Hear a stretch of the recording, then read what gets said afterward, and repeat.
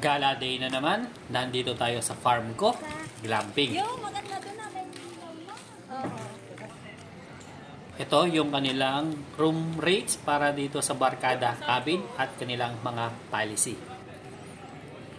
Dito kami nag-stay dito sa barkada cabin na good for 6 pero pwede kayong mag-extend since 7 kasi kami dito. Dito sa loob meron siyang dalawang bunk bed. Then yung kanyang pinaka bed, meron siyang pull out bed dito sa baba. Nakasya din yung dalawa. Then yung kanyang faucet and sink. Meron tayong mirror dito sa side. Yung ating CR, yung ating water closet, yung ating toilet, and bath. Meron na rin siyang heater. Yan. Para sa hot and cold. Dito naman sa labas, yung ating dining table. Then dito sa pinakalikod is makikita nyo na ongoing pa yung construction. Ayan, meron pa silang mga bagong model na cabin. Para silang mga duplex no? Parang dual. Sa gitna yung kanilang man-made lake.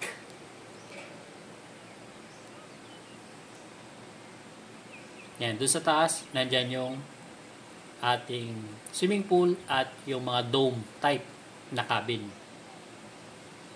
Yan, kung gusto nyo sumakay sa boat, yan, pwede yan sa gitna. May bayad nga lang doon sa may reception. Yan, ito naman yung kanilang reception area. Ito yung kanilang pool area. Yan, pwede kayo magpa-picture dito. Lalo na meron siyang bridge sa gitna.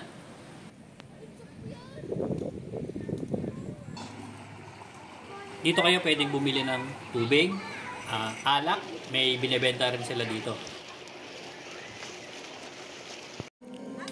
Itong malaking dome o yung katabi ng reception area. Dito yung ating lunch, dinner, breakfast at merienda.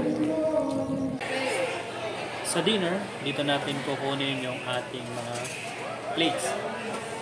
Yung ating blue rice, pansit, yung mga gulay, upo, ampalaya, isda, and chicken yung lang dito sa may pinaka-huli. Yan, ito naman yung kanilang only buko. Concentrated buko, hindi siya fresh buko. Then dito naman sa sides, kung gusto nyo ng mga tinapay, meron din sila dito. Ayan. So para mga bakery bread. Then gulaman, sa side dish, pakwan, prutas natin, and pipino. Meron sila dito na videoke. Kahit hindi kagandahan ng inyong boses, ang pinaka-importante ay kapalan lang ng mukha. Kung nagsawa na kayo sa buko at sa tubig, yan, meron naman sila dito ibang drinks. Kung gusto nyo ng libreng tanghalian, so pwede kayong dumating sa farm ko ng mas maaga. So before 12, then pa-register na kayo dun sa reception, bibigyan nila kayo ng wristband na kulay orange para sa mga overnight stay. Then pwede na kayong pumunta dun sa Big Dome para sa free lunch. Yan, ito yung ating almusal, yung ating sopas, yung ating champurrado. Then meron tayo ulit na blue rice, so hindi nawawala talaga yung kanin, yung itlog, Shanghai, yung ating pansit, yung ating isda at itlog. Then meron din tayo, pag gutom pa tayo, yan, kape, tinapay, pandesal, so marami pang tinapay. Yan, marami din ginagawa pa dito sa farm ko ng mga ongoing construction. Ito yung area ng kanilang dome cabin. So bagong area nila to. Ito yung kanilang playground para sa mga bata at isip bata. So ito yung sample nung kanilang cabin dome na ongoing construction pa. Pwede, pero may bayad. Then sa kanilang outdoor activities, ito yung kanilang sunflower picking, yung kanilang go-kart na 200 pesos per hour, yung kanilang ATV na 699 for 45 minutes. Then yung kanilang poultry o yung kanilang chicken farm.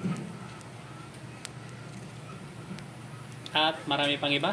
Check nyo na lang yung kanilang Facebook for more details.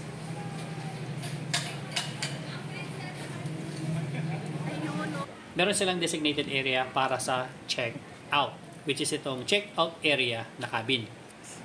Dito, meron silang mga merchandise na tinitinda tulad ng coffee, yan sa baba, puro mga brand coffee.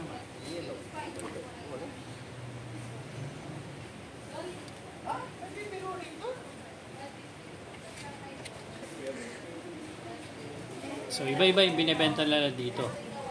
May coconut nectar, bingo, kung gusto nyo mga games, magtatagal naman kayo doon. Yan, baraha, cards. Aroma ground coffee. Then, meron din sila nitong mga sugar cubes. Virgin butter. Ano ba? And marami pa. Merang? Yeah. Not marine. Chara. Yan, so habang naghihintay tayo, yan, pwede kayong tumitingin para kung may nagustuhan kayo. May pera kayo. So, pwede kayong bumili. Ito ang kanilang mga, ano ba tawag nila dito? Souvenir? Hindi naman souvenir kasi may bayad eh. Yan. So, may gulay, itlog, prutas, galing sa kanilang farm.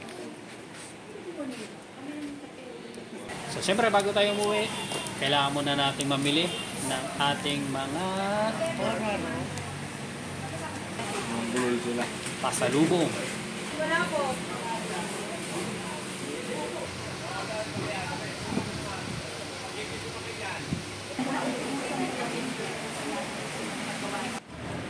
Siyempre, hindi mawawala yung ating the original buko pie.